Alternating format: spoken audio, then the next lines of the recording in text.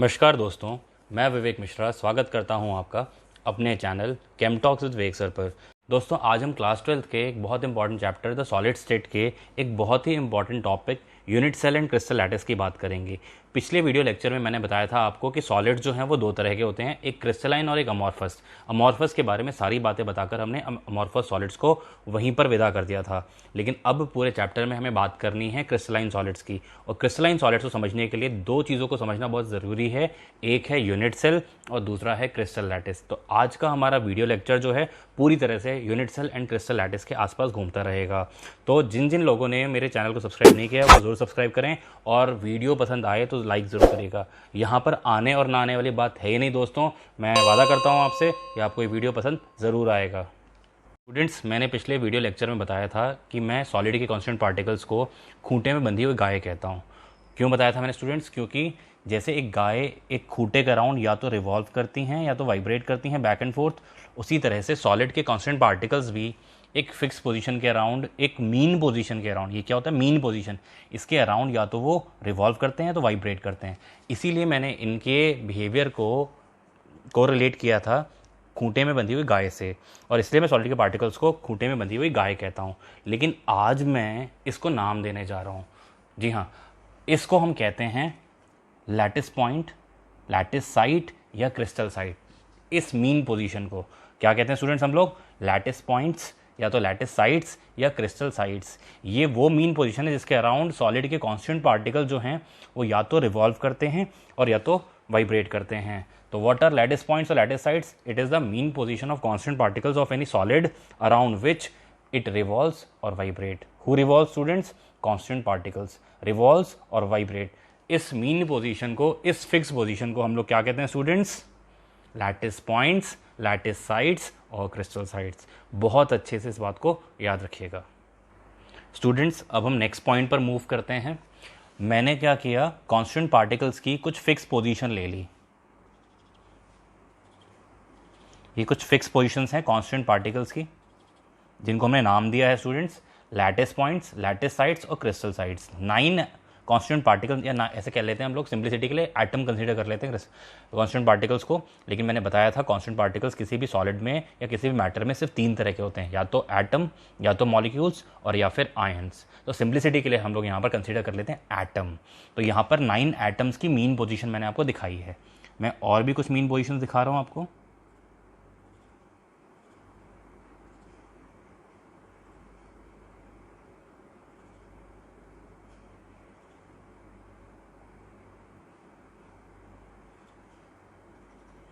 Students, ये कुछ constant particles की मीन पोजीशंस हैं। अब मैं क्या कर रहा हूँ, इसको ज्वाइन कर रहा हूँ। मैंने क्या किया, सबसे पहले मीन पोजीशंस ली किसकी? किसी भी सॉलिड की, किसी भी क्रिस्टलाइन सॉलिड के कांस्टेंट पार्टिकल्स की मीन पोजीशन ले ली, और अब मैं क्या कर रहा हूँ, उसको ज्वाइन कर रहा हूँ। किसको? कांस्टेंट पार्टिकल्स को। स्टूडेंट मेरे साथ रिपीट करिएगा, बहुत इंपॉर्टेंट है ये। किसको ज्वाइन कर रहा हूँ? कांस्टेंट पार्टिकल्स की मीन पोजीशन को। किसके कांस्टेंट पार्टिकल्स? क्रिस्टलाइन सॉलिड के कांस्टेंट पार्टिकल्स की मीन पोजीशंस को ज्वाइन कर रहा हूं मैं।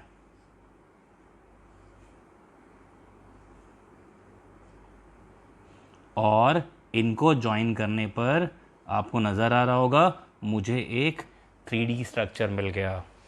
जी हाँ, इनको ज्वाइन करने पर मुझे एक 3D स्ट्रक्चर मिल गया, और इस 3D स्ट्रक्चर को हम कहते हैं क्रिस्टल लैटिस और space lattice. What is that? मेरे साथ रिपीट कीजिएगा एक बार, फिर बोल रहा हूँ मैं। It is the 3D structure obtained by joining the mean position of constant particles of any crystalline solid। किसी भी क्रिस्टलाइन सॉलिड के कांस्टेंट पार्टिकल्स की मीन पोजीशंस को ज्वाइन करने पर जो 3D स्ट्रक्चर मिला, उस 3D स्ट्रक्चर का हमने नामकरण किया क्रिस्टल लैटिस और space lattice. It is the 3D structure obtained by joining the mean position of constant particles of any what crystalline solid। और इस 3D स्ट्रक्चर को हम लोग कहते हैं स्पेस लैटिस और क्रिस्टल लैटिस। और इन शॉर्ट सिंपली इसे लोग, दुनिया वाले, इसको लैटिस के नाम से भी पुकारते हैं। तो स्टूडेंट्स, ये आपको नज़र आ रहा है क्रिस्टल लैटिस और स्पेस लैटिस। क्या है स्टूडेंट्स? ये क्रिस्टल लैटिस और स्पेस लैटिस, और ये मैंने बना के दिखाया आपको। अब ये ध्यान दीजिएगा यहाँ पर, इसमें से मैं एक सबसे छोटा, मुझे 8 छोटे छोटे स्ट्रक्चर्स नज़र आ रहे हैं, 8 छोटे छोटे स्ट्रक्चर्स नज़र आ रहे हैं। उनमें से एक स्ट्रक्चर जो मुझे बहुत क्लियर नज़र आ रहा है उसको मैं हाईलाइट कर रहा हूँ। ये अब आपको भी नज़र आ रहा होगा स्टूडेंट्स क्लियरली। और मैंने इस एक छोटे स्ट्रक्चर को काट कर, इधर से काटा मैंने, ये देखो आपके सामने कटिंग कर रहा हूँ मैं, और काट कर इसे मैं बाहर निकाल लिया।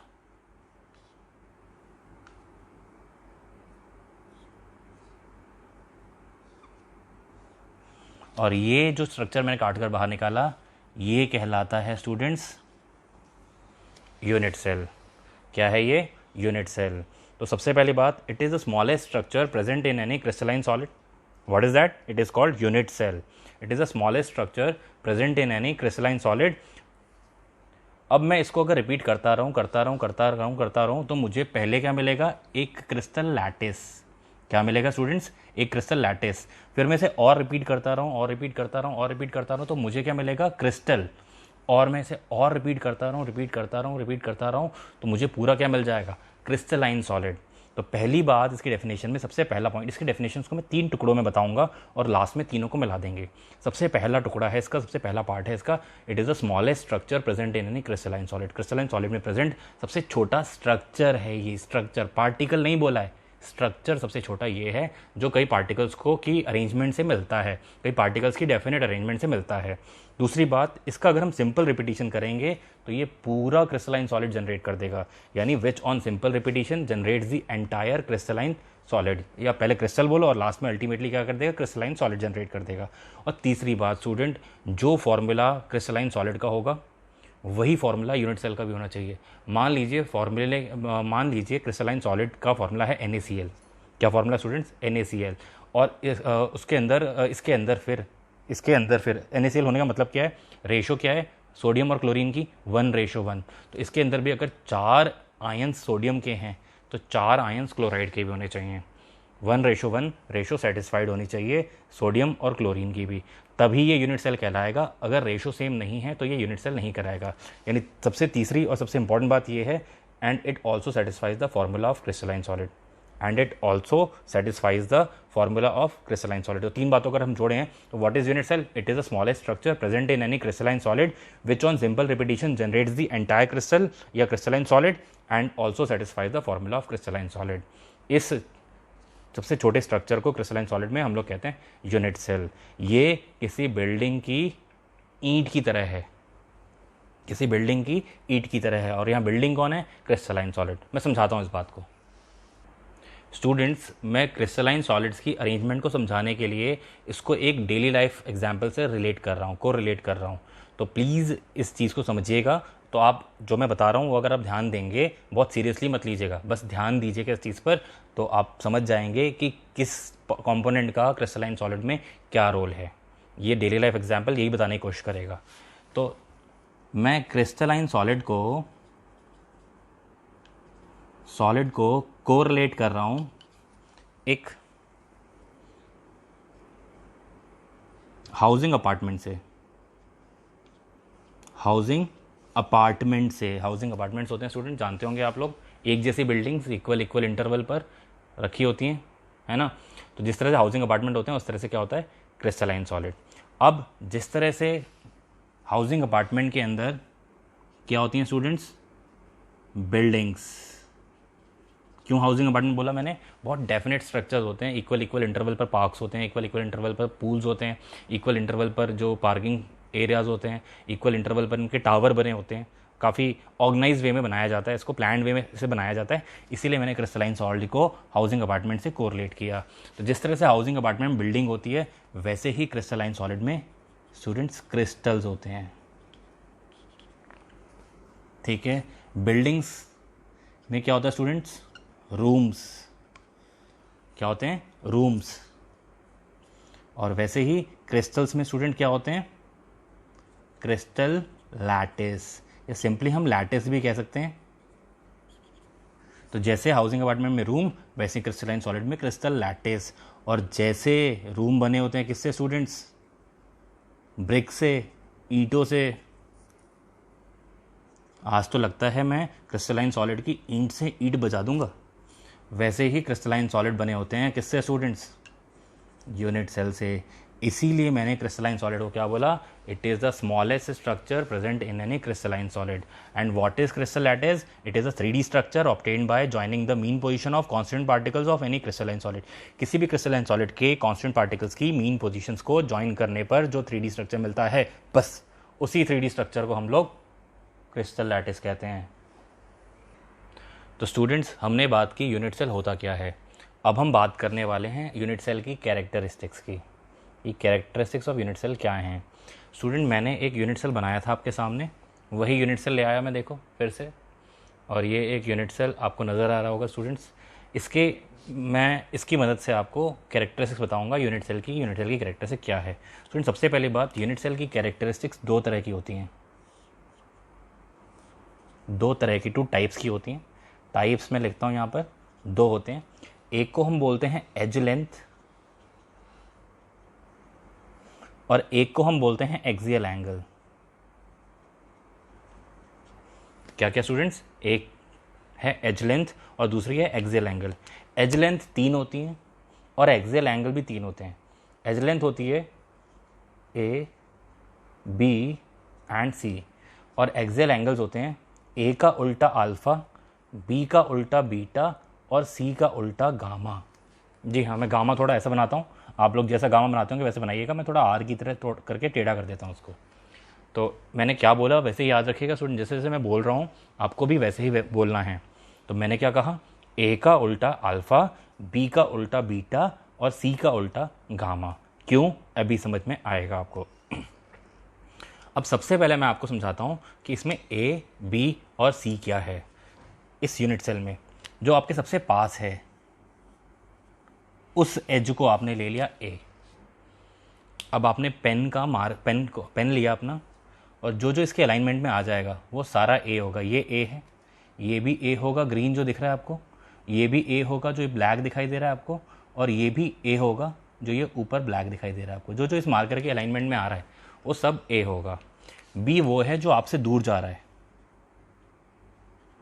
तो ये बी है जो आपसे दूर जा रहा है। फिर से वैसे ही पेन रखेंगे, ये बी है, ये भी बी है, ये भी बी है स्टूडेंट्स, और ये ग्रीन से जो यहाँ दिख रहा है मेरे पेन के अलाइंड एज जो है वो भी बी है। ये सब बी हैं। अब सी की बात करते हैं। सी वो है जो आपके अगेंस्ट खड़ा है, जो आपके खिलाफ खड़ा है। तो ये भी सी है, ये भी सी है स्टूडेंट्स, ये भी सी है स्टूडेंट, ये भी सी है स्टूडेंट।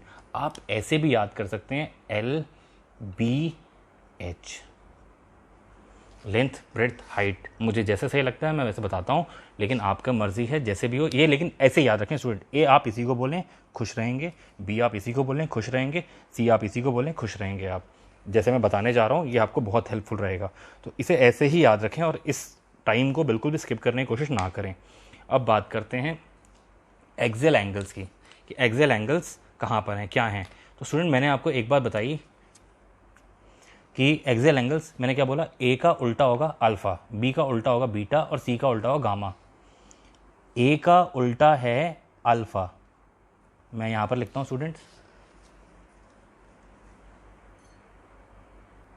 स्टूडेंट्स, ए का उल्टा है अल्फ़ा, बी का उल्टा है बीटा और सी का उल्टा है गामा। मैंने ये कहा था स्टूडेंट्स। अब आपको पता करना है अल्फ़ा कहाँ पर है, तो जिसका उल्टा है उसको छोड़ दो, बाकी 2 साइड्स कौन सी बची, बी एंड सी, यानी बी एंड सी के बीच में मिलेगा अल्फ़ा। बी का उल्टा बीटा, बी छोड़ दिया तो क्या बचा, ए एंड सी। अब गामा सी का उल्टा है, यानी ये ए और बी के बीच में मिलेगा। अब आप देखिए, ध्यान दीजिएगा और बताइएगा कहाँ पर क्या है। ये ए और बी है, ए और बी ये रे, ठीक है। अच्छा, ये ए है और ये सी है, ये क्या है स्टूडेंट्स, सी। तो ए और सी के बीच में क्या मिलेगा स्टूडेंट, क्या बचा, बी बचा, और बी का उल्टा क्या होगा, बीटा। तो ये क्या है, बीटा है। अब ये क्या है, बी, और ये क्या है, सी। बी और सी के बीच में स्टूडेंट्स क्या मिलेगा हमें, इसको मैं डबल मार्क करता हूँ अलग दिखाने के लिए। ये क्या मिलेगा हमें, तो बी और सी के बीच में बचा क्या, ए बचा है, और ए का उल्टा क्या होगा, ये एंगल है अल्फ़ा। अब ये ए है और ये बी है, ए और बी के बीच में जो एंगल होगा स्टूडेंट्स उसको हम क्या कहेंगे, गामा, क्योंकि ए और बी के बीच में बच क्या गया, सी बच गया, और सी का उल्टा क्या होगा, गामा होगा। तो जहाँ जहाँ पर बी और सी हैं उनके बीच में हर जगह पर क्या होगा, अल्फ़ा। जहाँ पर ए और सी हैं उनके बीच में हर जगह पर क्या होगा, बीटा। और जहाँ पर ए और बी हैं उनके बीच में हर जगह क्या होगा स्टूडेंट्स, तो गामा। ये बी है।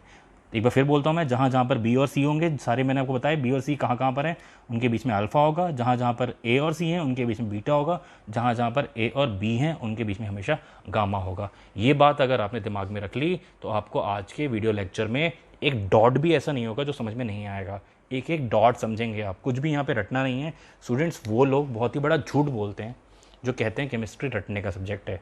केमिस्ट्री में एक डॉट भी रटने का नहीं होता, सब कुछ समझने वाला होता है, बस समझाने वाला चाहिए। स्टूडेंट्स, ये समझाने के लिए मैं आपको एक रियल ऑब्जेक्ट लेकर समझाने की कोशिश करता हूँ, क्योंकि ये आपका समझना बहुत ज़रूरी है, बहुत इंपॉर्टेंट है। स्टूडेंट, ये आपके सामने एक यूनिट सेल मान लेते हैं इसको। ये ए है जो आपके सबसे पास है, ये बी है जो आपसे दूर जा रहा है, और ये सी है जो आपके अगेंस्ट खड़ा है। ए, ये भी ए, ये भी ए है स्टूडेंट्स, ये भी ए है, और ये भी ए है। ये चारों ए हैं। अब बात करते हैं बी की। ये बी है, ये भी बी है, ये भी बी है, और ये भी बी है। फिर बात करते हैं सी की। ये सी आपके अगेंस्ट खड़ा है, ये भी सी है, ये भी सी है, और ये भी सी है। अब ये ए और सी है, और ए और सी के बीच में कौन आएगा स्टूडेंट्स, तो आएगा बीटा। ये एंगल क्या हुआ, बीटा। ये बी और सी है, बी और सी, बी के बीच में जो एंगल होगा और सी के बीच में वो क्या होगा, अल्फ़ा। और ये क्या है, ए, और ये क्या है, बी। ए और बी के बीच में जो एंगल होगा वो क्या है स्टूडेंट्स, तो गामा। तो आपको यहाँ पर अल्फ़ा, बीटा और गामा सब दिखाई दे रहे हैं। ऐसे यहाँ पर भी होगा, ऐसे यहाँ पर भी होगा, ऐसे यहाँ पर भी होगा, ऊपर भी ऐसे ही, इस कोने पे भी ऐसे ही, इस कोने पे भी ऐसे ही, और इस कोने पे भी ऐसे ही। बस ये ध्यान रखिएगा, ए और बी के बीच में गामा होगा, ए और सी के बीच में बीटा होगा, और बी और सी के बीच में अल्फ़ा होगा। ये बात आपको ध्यान रखनी होगी। तो स्टूडेंट्स, अभी हमने जाना कि कैरेक्टरिस्टिक्स किसी यूनिट सेल की क्या होती हैं और कितने तरह की होती हैं। मैंने बताया 6 कैरेक्टरिस्टिक्स होती हैं, A, B, C, alpha, beta and gamma. अब हम स्टूडेंट्स बात करने जा रहे हैं कि यूनिट सेल कितने तरह के होते हैं, यानी हम क्लासिफिकेशन करने जा रहे हैं यूनिट सेल की। लेकिन स्टूडेंट्स, यूनिट सेल की क्लासिफिकेशन हम लोग एक बार 2 बार नहीं करते, हम यूनिट सेल की क्लासिफिकेशन 3 बार करते हैं, 3 अलग अलग बेसिस पर करते हैं। मैंने पहले भी कहा है, मैं जब भी क्लासिफिकेशन कराता हूँ मैं एक बात ज़रूर कहता हूँ कि हमेशा किसी भी चीज़ को जब बांटना होता है तो कोई ना कोई बेस रखा जाता है। जैसे लोगों को बांटना होता है तो कुछ लोग धर्म का सहारा लेते हैं, ज़ात का सहारा लेते हैं, नहीं होता तो कोई बिल उठा लेते हैं, बिल के सहारे पर बांटना शुरू कर देते हैं। कुछ ना कुछ बेसिस रखकर लोगों को बांटने की कोशिश की जाती है, कोई ना कोई बेस। वैसे ही मैंने फिर बोलूँगा, ये बहुत गलत है, नहीं बढ़ना चाहिए, सब लोगों को मिलजुल कर रहना चाहिए और सारे मुद्दों को प्यार मोहब्बत से बैठकर निपटाना चाहिए। लेकिन हम यहाँ पर बात करने आए हैं क्लासिफिकेशन ऑफ यूनिट सेल की। तो यूनिट सेल को हम 3 बेसिस पर क्लासीफाई करते हैं, यानी फर्स्ट बेस, यानी फर्स्ट क्लासिफिकेशन मैं आपको बताने जा रहा हूँ यूनिट सेल की। उसके बेसिस पर यूनिट सेल 2 तरह के होते हैं। लेकिन वो बताने से पहले मैं बताऊँ वो बेस क्या है। तो पोजीशन ऑफ एटम क्या है, यानी कांस्टेंट पार्टिकल्स की पोजीशन क्या है, वो कहाँ पर अरेंज हैं। मैंने एक बात और बताई थी स्टूडेंट्स, हम लोग एक चीज़ यहाँ पर लेट कर लेंगे, कि कांस्टिट्यूएंट पार्टिकल्स को क्या मान लिया हमने, एटम। तो अगर मैं कांस्टेंट पार्टिकल के बदले पर्टिकुलरली एटम बोलूँगा तो बुरा मत मानिएगा, ऐसा ही मानकर हमें इसकी स्टडी करनी है ना। हर जगह हम मॉलिक्यूल और आयन कंसीडर करके नहीं कंसीडर कर सकते, नहीं समझ सकते। हम लोग बहुत बेसिक लेवल पर अभी सॉलिड्स पढ़ रहे हैं, या ऐसा भी हम कह सकते हैं हम लोग सॉलिड्स पहली बार पढ़ रहे हैं अच्छे से। जैसे लिक्विड्स और गैसेस को हमने थोड़ा बहुत 11th में भी पढ़ा था, लेकिन सॉलिड की कोई बात नहीं हुई थी। तो सॉलिड को हम पहली बार अच्छे से पढ़ रहे हैं, तो हमें ज़रूरत ये है कि हम बहुत नीचे से बहुत ऊपर तक जाएँ। तो अभी हम बहुत बेसिक चीज़ें मैं आपको बता रहा हूँ, लेकिन बहुत काम की है स्टूडेंट्स। अगर ये अल्फ़ाबेट्स नहीं आएंगे तो आप वर्ड्स कैसे बनाएंगे। तो ये अल्फ़ाबेट्स हैं जो आपको आगे वर्ड्स बनाने में हेल्प करेंगे। तो सबसे पहला क्लासिफिकेशन जो है टाइप्स ऑफ यूनिट सेल में, और उसका बेस क्या है, position of constant particles. Constant particles की पोजीशन के हिसाब से जो यूनिट सेल हैं वो 2 तरह के होते हैं। पहला यूनिट सेल जिसे हम कहते हैं सिंपल यूनिट सेल। क्या कहते हैं स्टूडेंट्स, सिंपल यूनिट सेल। इसके कई और नाम हैं, जैसे कि इसे हम प्राइमरी भी कहते हैं, इसे हम लोग प्राइमरी भी कहते हैं। होता क्या है simple unit cell? It is the type of unit cell in which atoms are only placed at the corner, यानी एक ऐसा यूनिट सेल जिसमें एटम्स सिर्फ और सिर्फ कहाँ पर हों स्टूडेंट्स?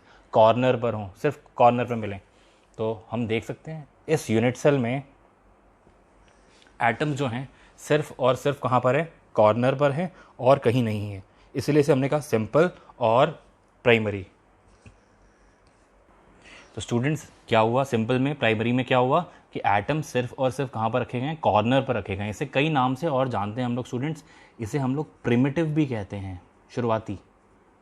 क्यों इसे प्रिमिटिव कहा गया स्टूडेंट? प्राइमरी या सिंपल क्यों कहा गया? क्योंकि प्राइमरी का मतलब क्या होता है? ज़रूरी, एसेंशियल।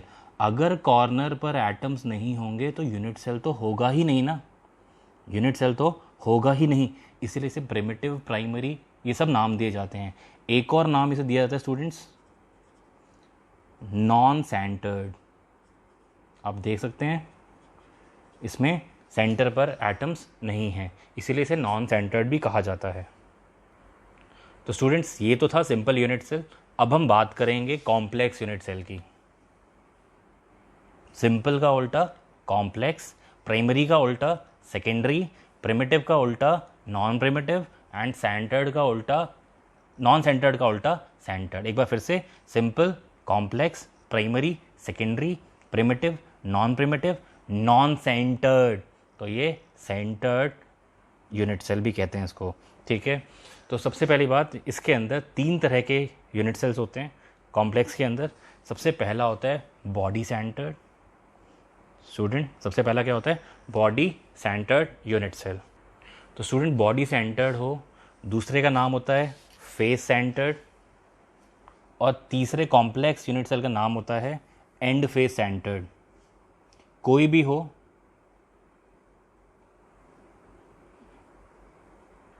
तो स्टूडेंट्स कॉम्प्लेक्स जो होते हैं या सेकेंडरी जो होते हैं या नॉन प्रिमिटिव जो होते हैं या सेंटर्ड जो होते हैं वो 3 तरह के होते हैं। क्या बोलेंगे इन्हें? बॉडी सेंटर्ड यूनिट सेल या फेस सेंटर्ड यूनिट सेल या end face centred unit cell. क्या कहेंगे? बॉडी सेंटर्ड यूनिट सेल या फेस सेंटर्ड यूनिट सेल या फिर end face centred unit cell. Students एक बात और, ये क्या है? प्रिमिटिव है। बॉडी सेंटर्ड हो तभी भी, फेस सेंटर्ड हो तभी भी, और एंड फेस सेंटर्ड हो तभी भी। सबसे पहली कंडीशन क्या है? ये होने चाहिए, क्योंकि कॉर्नर पर अगर एटम्स होंगे तो वो बॉडी सेंट तो कोई भी यूनिट सेल फॉर्म होगा, और कॉर्नर पर एटम नहीं होंगे तो कोई भी यूनिट सेल फॉर्म नहीं होगा। तो चाहे वो कोई भी हो, सिंपल हो या कॉम्प्लेक्स हो, कॉर्नर पर तो होंगे ही होंगे। यानी बॉडी सेंटर्ड को, फेस सेंटर्ड को, एंड फेस सेंटर्ड को, तीनों को ही सबसे पहले प्रिमिटिव की कंडीशन को सेटिस्फाई करना पड़ेगा। यानी atoms are not only place at the corner, atom सिर्फ कॉर्नर पर प्लेस नहीं है, कॉर्नर के साथ साथ एक्स्ट्रा कहीं पर प्लेस है। अब बॉडी सेंटर्ड में कहाँ पर होंगे वो? बॉडी के सेंटर पर। बॉडी सेंटर्ड में कहाँ पर प्लेस होंगे वो? बॉडी के सेंटर्ड पर। तो इसको हम कैसे डिफाइन करेंगे? It is the type of unit cell in which atoms are not only place at the corner but also place at the body centre of the unit cell. Unit cell के body के बीच में कहीं पर, ये पूरा unit cell मान लिया, और यहाँ बॉडी के बीच में जो एटम है वो प्लेस्ड है, तो इसे हम कहते हैं बॉडी सेंटर्ड यूनिट सेल। तो स्टूडेंट्स ये क्या है? The type of unit cell in which atoms are only place at the corner, particles are only place at the corner. ऐसा होगा तो हम क्या कहेंगे उसे? सिंपल, प्रिमिटिव, नॉन सेंटर्ड और प्राइमरी। लेकिन बॉडी सेंटर्ड की बात करें, the type of unit cell in which atoms are not only place at the corner, सिर्फ कॉर्नर पर एटम्स प्लेस नहीं है, साथ साथ बॉडी के सेंटर में भी एटम्स प्लेस्ड हैं। तो यानी particles are present not only at corners but also placed at body center of the unit cell। जैसे कहेंगे से, particles are present not only at the corners but also present at the body center of the unit cell। ये क्या हुआ? body centered unit cell। अब बात करते हैं face centered unit cell की। स्टूडेंट्स जैसा कि नाम सजेस्ट कर रहा है, face centered मतलब एटम्स यहाँ पर कॉर्नर के साथ साथ हर एक यूनिट सेल के फेस के सेंटर पर होंगे, हर एक यूनिट सेल के फेस के सेंटर पर होंगे। यानी कुछ ऐसे एटम्स कॉर्नर पर तो हैं ही, हमें 3 फेसेस नज़र आ रहे हैं, बाकी के फेसेस नज़र नहीं आ रहे, जो नीचे है, जो इधर है, जो पीछे है, वो सब फेस नज़र नहीं आ रहे, हमें 3 नज़र आ रहे हैं। तो तीनों के फेसेस के सेंटर पर आप देख पा रहे हैं कि एटम्स हैं, कंस्टिट्यूएंट पार्टिकल्स अरेंज्ड हैं। इसे हम कैसे डिफाइन करेंगे? The type of unit cell in which atoms are not only place at the corner but also plays at the center of center of each and every face of the unit cell. Center of each and every face of the unit cell. इसे हम ऐसे भी कह सकते हैं, particles are present not only at the corners but also at the center of each faces of unit cell. और मैंने इससे पहले क्या बोला, center of each and every face of unit cell. बात एक ही है, वैसे बोलिए या ऐसे बोलिए. तो हम क्या कहेंगे, it is a type of unit cell in which atoms are not only placed at the corners but also placed at the center of each faces of the unit cell. तो इसे हम बोलेंगे face centered unit cell. Next है student and face centred unit cell. नाम से मालूम चल रहा है एंड के फेसेस के सेंटर पर, है ना. तो कॉर्नर पर तो एटम्स होंगे होंगे, साथ में कहाँ पर, a pair of end faces. कहाँ पर, a pair of end faces. कोई भी दो, ज़रूरी नहीं है कि लेफ्ट और राइट हो, ऊपर नीचे वाला भी ले सकते हैं और लेफ्ट और राइट वाला भी ले सकते हैं, या फिर आगे और पीछे वाला भी ले सकते हैं. कोई भी एक पेयर ऑफ एंड फेसेस को लेना होगा और उनके सेंटर पर. जैसे इस एग्जांपल में जो मैंने आपको दिया है, एक एटम जो है वो ऊपर वाले फेस के सेंटर पर है और एक एटम जो है वो नीचे वाले फेस के सेंटर पर है. और नीचे वाले के लिए दिखाने के लिए अंदर ये लाइट लाइंस नज़र आ रही हैं आपको, हल्की लाइनें नज़र आ रही हैं, ये अंदर वाले प्लेन को दिखाने के लिए. कि अगर ये नहीं दिखाता इसमें, मैं बाकियों में मैंने नहीं दिखाया, लेकिन अगर यहाँ नहीं दिखाता तो आपको ये नीचे वाला आप नहीं देख पाते. तो यहाँ पर आपको नजर आ रहा है the type of unit cell in which atoms are not only place at the corner but also place at the centre of end faces of the unit cell. End faces of the unit cell. तो इसे हम क्या बोलेंगे students, end face centred unit cell. तो ये चार तरह के यूनिट सेल हमने देखे first classification of unit cell में, जिसमें सबसे पहला क्या था, प्रिमिटिव या सिंपल यूनिट सेल. दूसरा क्या है, बॉडी सेंटर्ड यूनिट सेल. तीसरा है फेस सेंटर्ड यूनिट सेल. चौथा है end face centred unit cell. Students, अभी हमने बात की first classification of unit cell की, जिसमें हमने देखा चार तरह के यूनिट सेल होते हैं, P, B, F and E. P primitive, B body centred, F face centred and E end face centred unit cell. चार देखे हमने.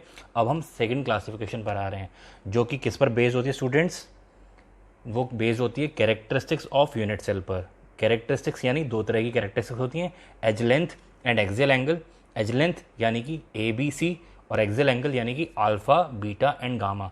इन छः के बेसिस पर, इन छः की वैल्यूज़ के बेसिस पर जो है हम लोग क्लासीफाई करते हैं यूनिट सेल को इन द सेकंड क्लासिफिकेशन. और यहाँ पर 7 तरह के यूनिट सेल मिलते हैं हमें, 7 टाइप के यूनिट सेल्स मिलते हैं हमें, और उनको हम बोलते हैं 7 बेस क्रिस्टल सिस्टम. अब हम बात करने जा रहे हैं second classification of unit cell की, और जिसको हम कहेंगे 7 बेस क्रिस्टल सिस्टम. तो स्टूडेंट्स, सेकंड क्लासिफिकेशन में यानी on the basis of characteristics of unit cell 7 तरह के यूनिट सेल होते हैं, जिन्हें हम 7 बेस क्रिस्टल सिस्टम कहते हैं, जो कि आपके सामने मैं आपको बताने जा रहा हूँ. तो ये सिस्टम हो गया, जो यूनिट सेल हैं 7 तरह के. आप इसे सिस्टम लिखें या यूनिट सेल लिखें, एक ही बात है. ये होते हैं स्टूडेंट्स, मेरे साथ रिपीट कीजिएगा प्लीज़, CTOMHRT. क्या कहा मैंने स्टूडेंट्स, CTOMHRT. 5 बार बोलिए मेरे साथ, CTOMHRT. मैं रुका हूँ 1 सेकंड के लिए, कुछ सेकंड्स के लिए, आप रिपीट करिए, ठीक है. CTOMHRT. एक और बार CTOMHRT, और एक और बार CTOMHRT. अगर मेरी गिनती सही है तो 5 बार हो चुका है. अब ये आपको याद होगा स्टूडेंट्स, ये आपको इस तरह से याद होना चाहिए कि आप मुझे कभी रोड पर चलते हुए भी मिलें तो मैं आपसे पूछूं तो आप मुझे सुना सकें, चाहे 10 साल बाद मिलें, चाहे 15 साल बाद मिलें, मुझे बिल्कुल ऐसा याद चाहिए. तो ये मुझे लगता है आपको याद हो चुका होगा. अब मैं बताता हूँ इसके नाम क्या हैं. तो सी से क्या होता है स्टूडेंट्स, क्यूबिक. सी से क्या होता है, क्यूबिक. टी से टेट्रागोनल. ओ से ऑर्थोरोम्बिक. मैं थोड़ा साफ लिखता हूँ इसको, ऑर्थोरोम्बिक. एम से मोनोक्लिनिक, एक डॉक्टर का क्लिनिक है. टी से ट्राई क्लिनिक, 3 डॉक्टर्स का क्लिनिक हो गया. एच से हेक्सागोनल. आर से रोम्बोहेड्रल. आर से रोम्बोहेड्रल. तो इसे 2-3 बार रिपीट कीजिए. सी से क्यूबिक, टी से टेट्रागोनल, ओ से ऑर्थोरोम्बिक, एम से मोनोक्लिनिक, एच से हेक्सागोनल, आर से रोम्बोहेड्रल एंड टी से triclinic. Cubic, tetragonal, orthorhombic, monoclinic, hexagonal, rhombohedral, triclinic. Sequence भी स्टूडेंट्स यही होना चाहिए. मैं पूरा आपको टेबल अभी यहीं पे याद करा के भेजूंगा, लेकिन सीक्वेंस भी यही होना चाहिए जैसे जैसे मैं बता रहा हूँ, आप फॉलो कीजिएगा। जब क्लास ख़त्म होगी, जब ये लेक्चर ख़त्म होगा, तो आप बहुत सेटिस्फाइड होंगे, देख लीजिएगा। और आप ना चाहते हुए भी लाइक ही दबाएंगे, और सब्सक्राइब तो आपको करना ही पड़ेगा। देख लीजिएगा, पूरा वीडियो देखिएगा बस। तो cubic, tetragonal, orthorhombic, monoclinic, hexagonal, rhombohedral and triclinic. एक बार फिर से last bar, cubic, tetragonal, orthorhombic, monoclinic, hexagonal, rhombohedral and triclinic. तो उम्मीद है कि ये नाम और ये सीक्वेंस आपको याद हो गया है, आपके दिमाग में बैठ चुका है। अब हम बात करने जा रहे हैं स्टूडेंट्स एज लेंथ की। मैंने बताया था एज लेंथ क्या होते हैं, ए बी सी। क्या होते हैं edge length, A B C. Student शुरुआत जैसे मैं बता रहा हूँ वैसे ही करिएगा। सबसे पहले तीनों इक्वल हो गए, A equal to B equal to C. फिर सब में ये लिख दो पहले तो, 7 के 7। अब आप सोच रहे होंगे कि सर का दिमाग लगता है कुछ सही जगह पर नहीं है, लेकिन कोई बात नहीं, आप सोचते रहो, आपकी सोच बदलूंगा मैं भी। अब सातों के सातों हमने इक्वल लिख दिए। अब स्टूडेंट्स ऊपर से हम धीरे धीरे इनइक्वालिटी बढ़ाएंगे, ठीक है। अब सबसे पहले वाले के पास, और इनइक्वालिटी हम लोग राइट से लेफ्ट बढ़ाएंगे। सबसे पहले के पास 0 अनइक्वल, अगले वाले के पास 1 अनइक्वल होगा। और कैसे होगा स्टूडेंट्स, राइट से लेफ्ट बढ़ाना है, तो ये 1 अनइक्वल हो गया, ठीक है। तो 0 1, अगले में क्या होगा स्टूडेंट्स, 2, ठीक है। सारे अनइक्वल हो गए। फिर उससे अगले में क्या होगा स्टूडेंट, 3 होने चाहिए, लेकिन 3 तो है ही नहीं, तो यहाँ पर हाथ रखा। अब जो यहाँ पर था, अब उसको उल्टा कर दिया। 0 1 2 था, तो 2 1 0 होगा, 2 1 0। एक बार फिर बताता हूँ मैं, सबसे पहले सारे इक्वल, उसके बाद पहले इनइक्वालिटी बढ़ाई, राइट टू लेफ्ट बढ़ाई, तो इसमें 1 इनइक्वल हुआ, इसमें 2 इनइक्वल हो गए। बढ़ा रहे हैं इनइक्वालिटी, 0 1 2, 2 इनइक्वल हो गए। फिर उल्टा कर दिया इसको, जब सारे भर गए इनइक्वल, तो फिर इसे उल्टा किया, 2 1 0। यहाँ तक हम पहुँच गए, 6 तक हमारे पूरे हो गए, ठीक है। अब बात है 7वें की। अब 7वें तक पहुँचते पहुँचते आपका दिमाग ख़राब हो गया कि सर ने ये क्या करवा दिया, और ये करते ही आपने सारा काट दिया। गुस्से में आके आपने 7वें में पहुँचते पहुँचते। तो स्टूडेंट्स अब हम बात करने जा रहे हैं एक्सियल एंगल की। एक्सियल एंगल को समझाने के लिए मैं आपको एक कहानी सुनाता हूँ, और कहानियाँ तो अक्सर ऐसे ही शुरू होती हैं कि बहुत साल पहले की बात है। तो वैसे ही बहुत साल पहले की बात है, एक परिवार था, एक साथ रहता था। इसमें 3 भाई थे, एक का नाम था अल्फ़ा, एक का नाम था बीटा, और एक का नाम था गामा। और उनके फादर का नाम था 90, और उनके मदर का नाम था डिग्री। बहुत मिलजुल कर रहते थे, बहुत प्यार था, बहुत मिलजुल कर रहते थे। ऐसा पहले साल भी हुआ, ऐसा दूसरे साल भी हुआ, और ऐसा तीसरे साल भी हुआ। 3 सालों तक वो बहुत मिलजुल कर रहते थे। उस टाइम में ये लोग 9th में थे या 10th में थे, और फिर ये 12th में पहुँचते पहुँचते इनका बहुत अच्छा चल रहा था। लेकिन 12th में बीटा की लड़ाई हो गई पेरेंट्स से। अल्फ़ा और गामा की तो नहीं हुई, लेकिन बीटा की लड़ाई हो गई पेरेंट्स से। कि देखिए लड़ाई हो रही है, देखिए किस बारे के, किस लिए, भाई आईफोन चाहिए। पेरेंट्स से कहा कि मुझे आईफोन चाहिए। पेरेंट्स बोल रहे हैं बेटा तू 12th पास कर ले, फिर हम तेरे को आईफोन दिलवा देंगे, लेकिन नहीं अभी चाहिए। अब बीटा को मैंने तो मना लिया, बीटा तो मान गया स्टूडेंट्स, लेकिन गामा अब इस ज़िद पर पड़ गया कि पुराने पेरेंट्स जो हैं वो आईफोन नहीं दिलवा रहे हैं, तो मुझे नए पेरेंट्स चाहिए। यानी गामा को कोई और पसंद आ गया। कौन, 120 डिग्री। मैं एक बार फिर बताता हूँ, अल्फ़ा बीटा गामा 3 भाई थे, पेरेंट्स 90, फादर 90 और मदर डिग्री के साथ रह रहे थे। ऐसा पहले साल रहा, दूसरे साल रहा, तीसरे साल रहा, तीनों साल तक बहुत अच्छे से रहे। लेकिन चौथे साल में बीटा की लड़ाई हो गई 90 डिग्री से। किस लिए, मोबाइल फ़ोन, आईफोन के लिए। और जब बीटा को मैंने मना लिया, तो अब गामा इस ज़िद पर अड़ गया कि मुझे नए पेरेंट्स चाहिए, मुझे पुराने पेरेंट्स अच्छे नहीं हैं, आईफोन नहीं दिलवाते, फ़ोन नहीं दिलवाते, मुझे नए पेरेंट्स चाहिए 120 डिग्री।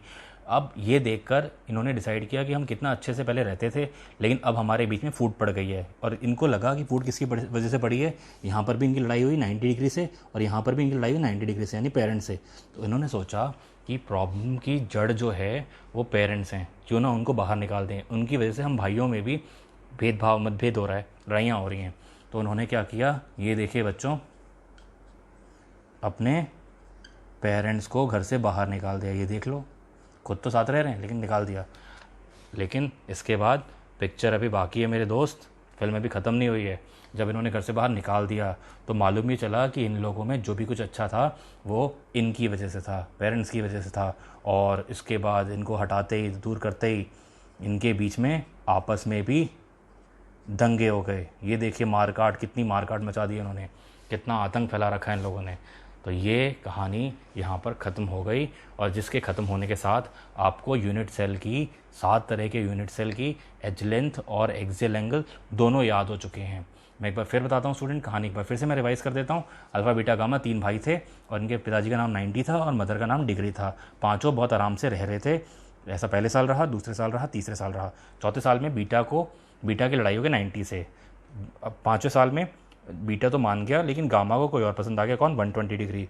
छठे साल में इन्होंने क्या किया? प्रॉब्लम की जड़ को ही बाहर निकाल दिया, 90 डिग्री को बाहर निकाल दिया। अब 90 डिग्री को बाहर निकाल दिया तो क्या हुआ? इनके बीच में जो भी अच्छा था सब खत्म हो गया और दंगे हो गए। स्टूडेंट्स, अब हम बात करने जा रहे हैं एग्जाम्पल की। तो सबसे पहले क्यूबिक का जो एग्जाम्पल होता है वो होता है सोडियम क्लोराइड, और हम चाहें तो डायमंड भी लिख सकते हैं। डायमंड भी क्यूबिक ही होता है। अब बात करें अगर टेट्रागोनल की, तो इसका एग्जाम्पल होता है वाइट टिन। White tin. अब इसके बाद बात करें ऑर्थोरोम्बिक की, तो हम जानते हैं सल्फ़र के 2 एलोट्रॉप्स होते हैं, एक रोम्बिक सल्फ़र और एक मोनोक्लिनिक सल्फ़र। तो नाम में इसके रोम्बिक छुपा हुआ है, ऑर्थोरोम्बिक। तो इसका एग्जाम्पल क्या होगा? Rhombic sulphur. और यहाँ पर है मोनोक्लिनिक। मोनोक्लिनिक का एग्जाम्पल क्या होगा स्टूडेंट्स? Monoclinic sulphur. अब इनके बीच में बचा कौन? तो CTOM, मोनोक्लिनिक हो गया। अब बात करते हैं हेक्सागोनल की। Hexagonal students graphite.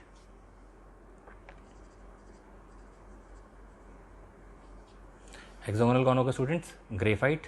इसके बाद आता है रोम्बोहेड्रल। रोम्बोहेड्रल की अगर हम बात करें तो रोम्बोहेड्रल का एग्जाम्पल होगा क्वार्ट्ज। और लास्ट में है ट्राइक्लिनिक। ट्राइक्लिनिक का एग्जाम्पल पोटेशियम डाइक्रोमेट। एक बार फिर बताता हूँ, क्यूबिक का एग्जाम्पल सोडियम क्लोराइड या डायमंड। टेट्रागोनल का एग्जाम्पल वाइट टिन। ऑर्थोरोम्बिक का एग्जाम्पल रोम्बिक सल्फर। मोनोक्लिनिक का एग्जाम्पल मोनोक्लिनिक सल्फर। थोड़ा सा ये स्टूडेंट्स ऊपर नीचे हो गए हैं, आप, मैं इसे ठीक भी कर सकता हूँ।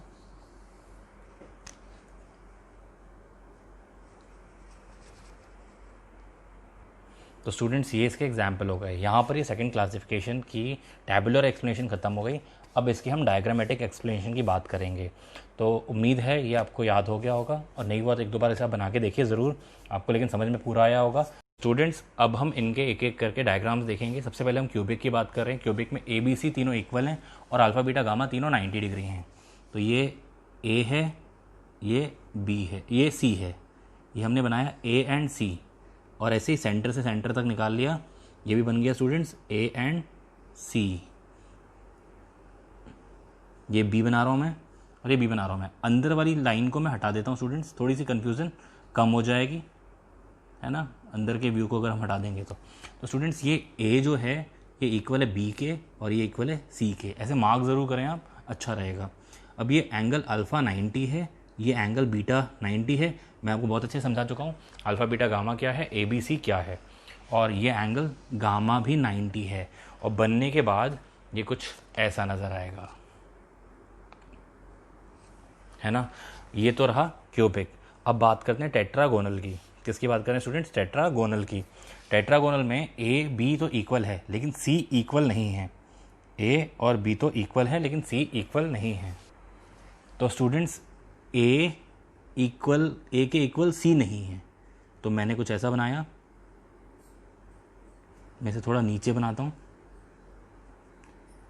ये A और ये C दोनों इक्वल नहीं हैं, है ना।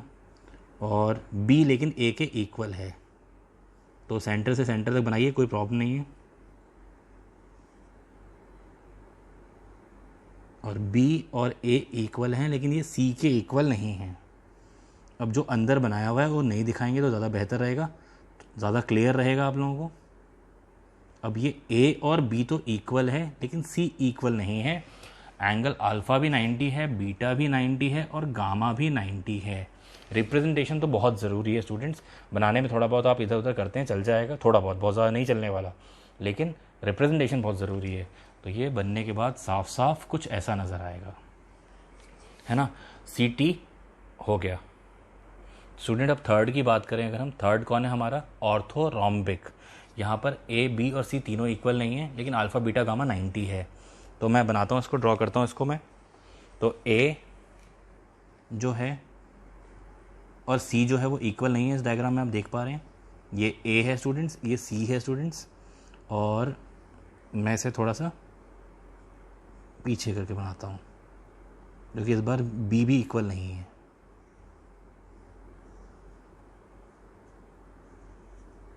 आप यहाँ पर देख पा रहे हैं A और B दोनों इक्वल नहीं है और C भी इक्वल नहीं है स्टूडेंट्स। अल्फ़ा अभी भी 90 है, बीटा अभी भी 90 है और गामा अभी भी 90 है। बनने के बाद ये कुछ ऐसा नज़र आएगा। तो ये तीन यानी CTO बन चुके हमारे। अब हमारे M, H, R और T रहते हैं स्टूडेंट्स। अब हम मोनोक्लिनिक ड्रॉ करते हैं। मोनोक्लिनिक में A, B और C तीनों इक्वल नहीं है। अल्फ़ा और गामा 90 हैं, बीटा 90 नहीं है। बीटा 90 नहीं है। बीटा यानी कि स्टूडेंट्स फ्रंट वाला एंगल जो है थोड़ा सा उसे हमने 90 से ज़्यादा कर दिया या तो 90 से कम कर दिया।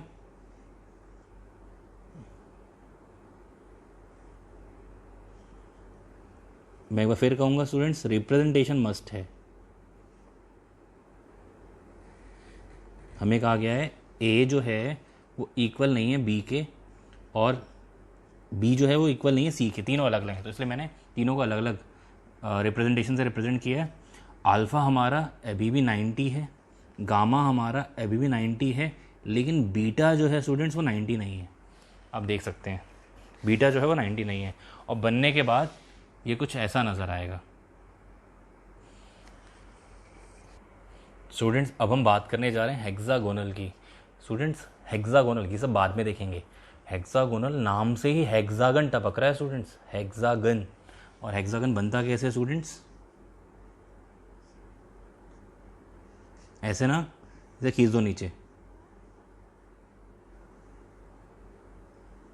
अब स्टूडेंट जैसे आपने ये बनाया है ऐसे ही आप ये भी बना दो। ये बन गया हेक्सागोनल। अब आपको यहाँ पर ये डायमेंशंस नज़र नहीं आ रही होंगी, A, B, C, alpha beta gamma, ये सब नज़र नहीं आ रहा होगा आपको। तो स्टूडेंट्स अब नज़र आएगा आपको। यहाँ पे आप देख सकते हैं कि A, B और C क्या है, ऐसे तीन स्ट्रक्चर्स जो हैं इसमें बने हुए हैं। ये हेक्सागोनल हुआ। A इक्वल है B के, लेकिन ये दोनों इक्वल नहीं है C के। यही है ना, A इक्वल है B के, लेकिन A और B इक्वल नहीं है C के। अच्छा, अल्फ़ा और बीटा 90 है, ये अल्फ़ा 90, ये बीटा 90, लेकिन गामा भाई साहब 120 डिग्री है इस बार, है ना। गामा कितना है, 120 डिग्री। और ये बनने के बाद कुछ ऐसा नज़र आएगा। तो अगर हम इसे सही से प्रॉपर स्केल से बनाएं तो ये कुछ ऐसा नज़र आएगा बनने के बाद। ये है हेक्सागोनल। तो स्टूडेंट्स अब हम आ गए रोम्बोहेड्रल पर। नाम से इसके रोम्बस टपक रहा है स्टूडेंट्स, रोम्बस। और रोम्बस कैसे बनता है स्टूडेंट्स, कोई भी एंगल 90 डिग्री नहीं होता, लेकिन सारी साइड्स, सारी एजेस जो हैं वो इक्वल होती हैं। और बिल्कुल वैसे ही कोई मिठाई याद आ रही होगी इसको देखकर आपको, मुंह में पानी आ रहा होगा, काजू कतली, है ना। तो ये अंदर वाली एजेस मैंने मिटा दी ताकि हम थोड़ा बेटर समझ सकें इसको। अब डायमेंशन ज़रा हम शो करें इसकी। तो यहाँ दिख रहा है A, B, C तीनों इक्वल है, और आपको नज़र भी आ रहा है A, B, C तीनों इक्वल है। अल्फ़ा 90 नहीं है, बीटा 90 नहीं है और गामा भी 90 नहीं है, लेकिन तीनों इक्वल हैं, तीनों इक्वल हैं। और ये बनने के बाद स्केल से बनाने पर कुछ ऐसा नज़र आएगा आपको। ठीक है स्टूडेंट्स, अब हम बात करते हैं ट्राइक्लिनिक की। स्टूडेंट्स ये तो धरती पर बोझ है। आप देखिए A, B, C तीनों अनइक्वल, अल्फ़ा बीटा गामा तीनों ही अनइक्वल, और ये साथ में नॉट इक्वल टू 90 डिग्री भी होता है students, not equal to 90 degree. तो दंगे हो गए ना, सब आपस में मारकाट हो गई थी। तो ये तो मतलब बनाने का क्या कहें हम, कुछ भी इक्वल नहीं है यहाँ पर। स्टूडेंट्स बनाते हैं इसको, कोई बात नहीं, बनाना तो पड़ेगा ना तभी भी। ये ए हो गया, ये सी हो गया, ये दोनों ही अनइक्वल दिखाई दे रहे हैं आपको। एंगल्स भी यहाँ पर कोई 90 डिग्री आपको दिख नहीं रहा होगा। ये बी बन रहा है, बी को थोड़ा बड़ा कर देते हैं ताकि वो सी के इक्वल ना रहे, है ना। और एंगल जो है वो अलग रहेगा यहाँ पर स्टूडेंट्स, एंगल थोड़ा सा डिफरेंट रहेगा, ये एंगल भी थोड़ा सा डिफरेंट रहेगा। ये जो आपको लग रहा होगा गलती से थोड़ा यहाँ से ब्रॉड हो गया है, यहाँ से ब्रॉड हो गया, नहीं, ये बनता ही ऐसे है। अब आप यहाँ देखिएगा, गौर करिएगा ज़रा कैसे कैसे रिप्रेजेंटेशन है। ए इक्वल नहीं है बी के, और ये इक्वल नहीं है सी के, ठीक है।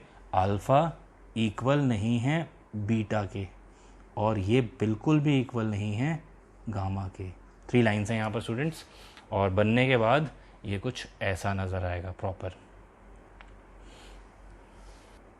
तो स्टूडेंट्स हम लोग first classification of unit cell जो कि on the basis of position of constant particles थी, and second classification of unit cell जो कि on the basis of characteristics of unit cell थी। कैरेक्टरिस्टिक्स ऑफ यूनिट सेल यानी कि edge length and axial angle. तो इन 2 classification को हम कर चुके हैं। तो स्टूडेंट्स अब हम लोग आ गए third classification of unit cell पर, और थर्ड में बेस क्या होता है स्टूडेंट, फर्स्ट और सेकंड दोनों को हम मिला देते हैं। फर्स्ट यानी कि 4 यूनिट सेल्स थे students, P, B, F and E. First यानी ये 4 यूनिट सेल्स थे, primitive, body centred, face centred and end face centred. Second यानी कि ये 7 यूनिट सेल्स थे, ये 7 यूनिट सेल्स थे। इन दोनों को ही मिला रहे हैं हम लोग, और तब जाके मिल जाएगा हमारा थर्ड यूनिट सेल। अब मैं बताता हूँ इसके पीछे कहानी क्या है। इस थर्ड क्लासिफिकेशन को हम लोग कहते हैं ब्रेवेस लैटिस। क्या कहते हैं स्टूडेंट्स? Bravais lattices.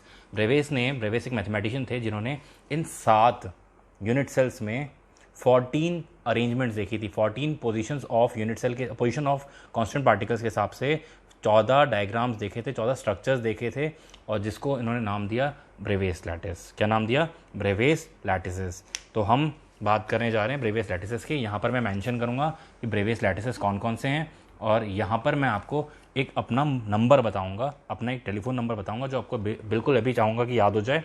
और वो एक ऐसा नंबर है जिस पर आप कॉल करेंगे तो बिल्कुल कभी नहीं लगेगा, कभी भी नहीं लगेगा, लेकिन बावजूद इसके ये नंबर आपको याद रखना है। ये नंबर क्या है स्टूडेंट्स? 32421111। क्या है स्टूडेंट्स? 324211, 324211। और ये नंबर आप डायल बिल्कुल मत करिएगा क्योंकि कभी लगने वाला नहीं है। ये क्या है students? Number of Bravais lattices. क्या है ये? Number of Bravais lattices. कहने का मतलब क्या है कि जब ब्रेवेस ने, जो कि एक मैथमेटिशियन थे, उन्होंने क्यूबिक में ढूंढने की कोशिश की कि कितने ब्रेवेस लैटिसेस एग्जिस्ट कर रहे हैं, तो उनको 3 ब्रेवेस लैटिसेस मिले। टेट्रागोनल में 2 मिले। मैं कोई अपने घर से लेकर नहीं आया हूँ, या ये भी अपने घर से लेकर नहीं आए हैं, जो इनको मिले वो बताए गए हैं यहाँ पर।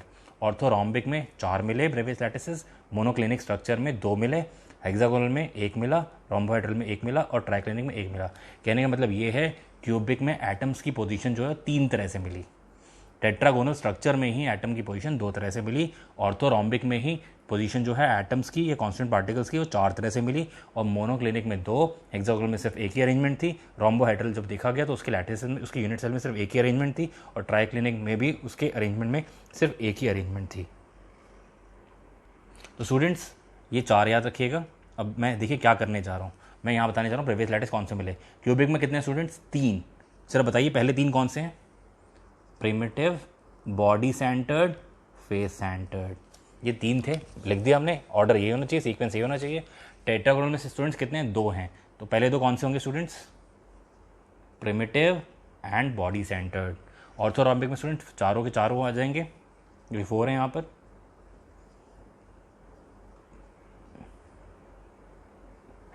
ठीक है स्टूडेंट्स। मोनोक्लिनिक की बात करें तो मोनोक्लिनिक में 2 होंगे। लेकिन स्टूडेंट मन तो आपका कर रहा होगा प्रिमिटिव और बॉडी सेंटर्ड लेने की, लेकिन एक बात मैं बता दूं कि मोनोक्लिनिक में बॉडी सेंटर्ड नहीं मिलता, प्रिमिटिव और एंड फेस सेंटर्ड मिला था। ये कोई अपने घर से नहीं लाए थे, और मैं भी कोई अपने घर से नहीं ला रहा हूँ। मैंने कोशिश की इस तरह से मैं आपको याद करा दूँ, ये सब जगह एप्लीकेबल है। यहाँ पर थोड़ा सा डिफरेंस है, तो बस यहाँ पर ये ध्यान रखिएगा, बी यानी बॉडी सेंटर्ड यहाँ पर नहीं मिलता, यहाँ पर प्रिमिटिव और एंड फेस सेंटर्ड मिलता है। किसमें? मोनोक्लिनिक में। Primitive and end face centred मिलता है मोनोक्लिनिक में। हेक्सागोनल में सिर्फ प्रिमिटिव, रोम्बोहेड्रल में सिर्फ प्रिमिटिव, एंड ट्राइक्लिनिक में सिर्फ और सिर्फ प्रिमिटिव, क्योंकि यहाँ पर एक ही लैटिस मिले। और प्रिमिटिव तो सब में होगा ही ना स्टूडेंट्स, क्योंकि प्रिमिटिव है वो अरेंजमेंट है जहाँ पर एटम्स जो हैं वो क्या करते हैं, लैटिस फॉर्म करते हैं, वहाँ पर यूनिट सेल बनाते हैं। अगर कॉर्नर पे एटम नहीं होंगे तो बॉडी के सेंटर में होंगे ही नहीं। अगर आउटर वॉल्स ही नहीं होंगी तो अंदर आप सोफ़ा कहाँ रखोगे, आप एयर कंडीशनर्स कहाँ लगाओगे, आप दीवार पर घड़ियाँ कहाँ हैंग करोगे, आप बेड कहाँ रखोगे। ये सब चीज़ें तभी आप कर सकते हो जब आउटर वॉल्स हों। और आउटर वॉल्स कौन बनाता है, प्रिमिटिव, जिसमें कॉर्नर पर एटम्स होते हैं। एक बात और स्टूडेंट्स मैं आपको बता दूं कि ये जो अरेंजमेंट हमने देखी यहाँ पर, ये जो डॉट हैं ये एटम्स बिल्कुल भी नहीं है, ये कॉन्स्टिट्यूएंट पार्टिकल बिल्कुल भी नहीं है, ये उनकी पोजीशन बताई गई है। और स्टूडेंट्स अगर ये एटम होते तो क्या सॉलिड के पार्टिकल्स में इतना गैप होता है क्या? आपने पढ़ा है सॉलिड के पार्टिकल्स में इंटरमॉलिक्यूलर स्पेस होगा जो यहाँ पर होगा, ये इंटरमॉलिक्यूलर स्पेस नहीं है, ये बताया गया एटम की पोजीशन है। ये डॉट जो दिखाए गए हैं एटम की पोजीशन है। जब एटम आएंगे तो यहाँ जगह ही नहीं होगी आपके और मेरे देखने लायक कि हम अंदर घुसकर देख सकें। तो ये यहाँ पर जितनी भी पोजीशन दिखाई गई हैं डॉट से, ये पोजीशंस हैं एटम की, ना कि एटम हैं। तो स्टूडेंट्स अब मैं आपको ये ब्रेवियस लैटिसेस बना के दिखा रहा हूँ। फर्स्ट है क्यूबिक। क्यूबिक में कितने हैं स्टूडेंट्स, 3 ब्रेवियस लैटिसेस हैं। कितने, 3। कौन कौन से, primitive, body centred, face centred. ये रहा एक क्यूबिक, कौन सा हो गया, ये पी हो गया स्टूडेंट्स। क्या हो गया ये, पी। और दूसरा बी।